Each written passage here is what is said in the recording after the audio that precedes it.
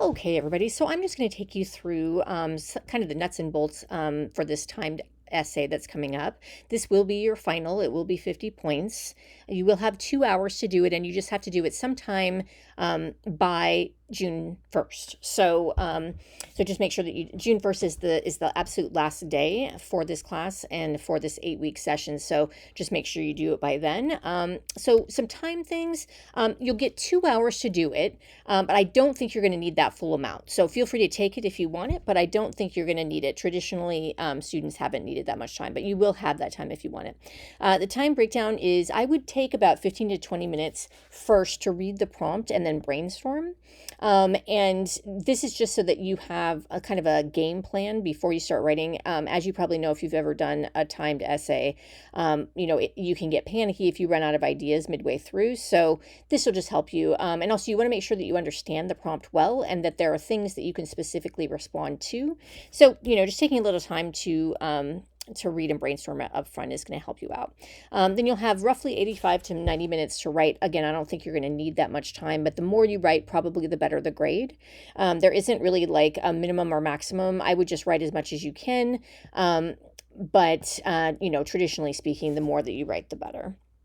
And then take about 10 minutes at the end to proofread everything. I know that this is a time test, so, it doesn't have to be perfect, but the more cohesive and, that you can make it and any, typos and things like that, it's just going to make you look better. So just, take a little time at the end to just read back over it, make sure everything makes sense.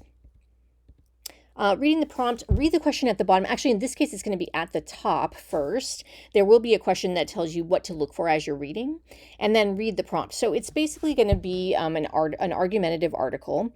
And what I would do is write down notes on a sheet of paper next to you as you're reading. And note the most important points. Look for the two main arguments. The two main arguments most likely won't be necessarily both stated, but it will be very obvious what the main argument is for the writer and then what the other side would be. So just make sure you understand, both sides. That way you can take a side on it. And for each paragraph, what I would do is write down the main point, just real quick notes as you're, reading along, just so that you have some notes to look back at, so you don't have to keep rereading and going back and that kind of thing. You might even want to scan the prompt a second time. It's not a super long article, but you just kind of want to make sure that you've, got it all in hand and that you know what you're responding to. Also look for the thesis. Look also at the title. A lot of times the title will help you look for the thesis. So what's their main argument? Look at the topic sentences. That's going to kind of cue you to what the main points are. And then also just read back through your notes. You can take notes as you go, and the better your notes are, the better it's going to be once you start writing. Definitely brainstorm. You need to identify the main point of the article up front. And what I'm looking for is pretty much like one sentence in the introduction that says what the main point is. I'm looking to see that you can find it. That's one of the things I'll be looking for in terms of grades. Also that you can summarize the two sides of the argument. Again, probably just one side will be stated, but it will be obvious what the other side is. And write a working thesis that states your position. For this one, I want you to take a side, a very strong side. So you don't want pros and cons. You don't want I'm on the fence. You don't want some on one side, some on the other. You want to take a strong position. And then brainstorm probably 3 to 5 reasons and pick your strongest 2 to 3. If you can keep writing, that's great. If you can get to the 3 to 5, that's great. You can do as many as you feel like you can argue well. All right. And then in terms of writing, make sure you do have topic sentences for each of your paragraphs. Again, I know it's a time test, but I'm still looking to see that your paragraphs are cohesive. So try to do some topic sentences that make sense. Make sure they're clear and that they reinforce your thesis.